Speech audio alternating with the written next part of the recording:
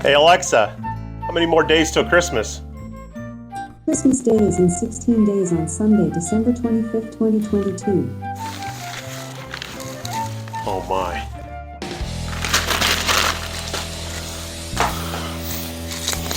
You know what this means. It's building season. Let's go! Hey, welcome back DIYers. Today we got a new project and we're gonna start by some pallet boards. Yep, again, using pallet boards again on this project, and let's go ahead and get started and see what we can come up with. All right, so I might be a little bit late to the party, but I thought this might be something fun to do, something different, and hey, why not? I got some extra wood here from a pallet that we broke down, and you two can get a whole bunch of pallets. I'm sure, do some searches on Marketplace or any of your Marketplace or Craigslist or something like that, and you can pick up some free pallets. A lot of places are just needing to get rid of them because they don't return them. Some companies do, some of the big box stores and stuff, they do return their pallets, but if you can find some smaller companies, they don't return them and they just trash them most of the time. But we're gonna start out, we're gonna build a serving platter. I've seen a bunch of different ones. You can buy them and everything like that, but of course, I'm frugal and I don't want to pay the money for them. I have some leftover handles here that were from my kitchen project that we did 2 years ago, and I'm going to use these as the handles for the serving platter. So I'm going to try and figure out what we need for width, length, everything like that. But first of all, we got to knock down these and get to the size we need and cut these up. Now, right now, this is going to be simple because I got some of these boards here that still have, yes, like here, we still got the nails in them, but you know what? I don't need the whole board. I just need something here in the middle. So we got to figure out the length of this. Then we're going to cut these to length. We have two boards to go across it for the depth or width, and then those handles will go on those boards. So let's get going cutting to these to length here. Here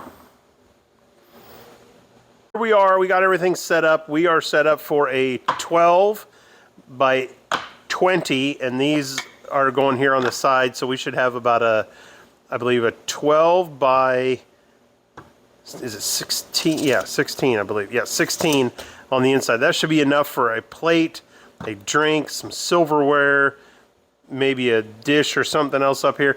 We should have enough room and still be able to carry it and maneuver what we need to.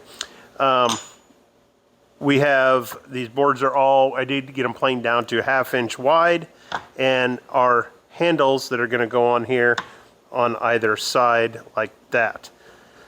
So yeah, it's just now a matter of getting everything attached.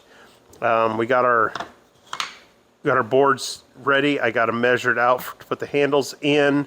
Got them all centered up here so I can pretty much should just be able to stack these up and screw them together, or drill them and then put the handles on them, because we don't want to go through the whole thing with the handle or with the screw.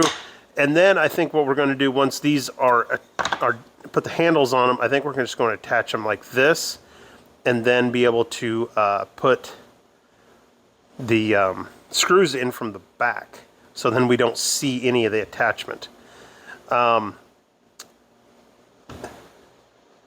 Still trying to figure out what kind of finish we want to put on this. I kind of like that dark stain that I've been doing.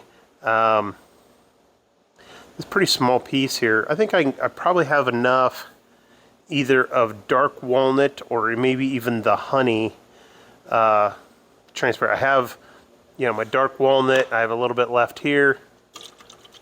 Yeah, I probably have enough of the semi-transparent honey that would go on here. And I think the darker with the silver handles, I think will look pretty nice.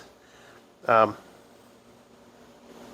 yeah, I think that's what I'll need to do next. So I think what we'll do, I'm just going to go ahead and stain all these boards up, get them ready to go, and then we can attach them then. So let me work on getting these stained up.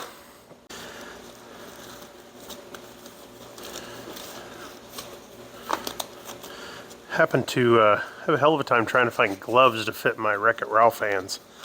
So I happened to run across an auction one time that had these nice textured rubber gloves on them, and picked them up, and I spent right around $12 or $13 for a case of them, and I ended up buying 2 cases because I use them all the time now, and it's so handy to have around, especially for doing little projects like this and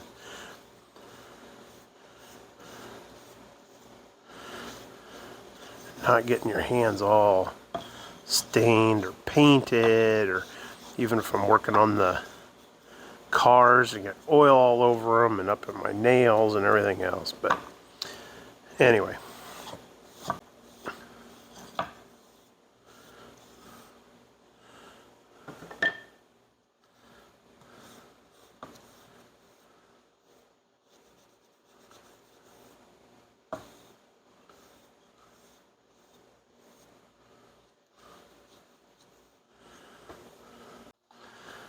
There we go.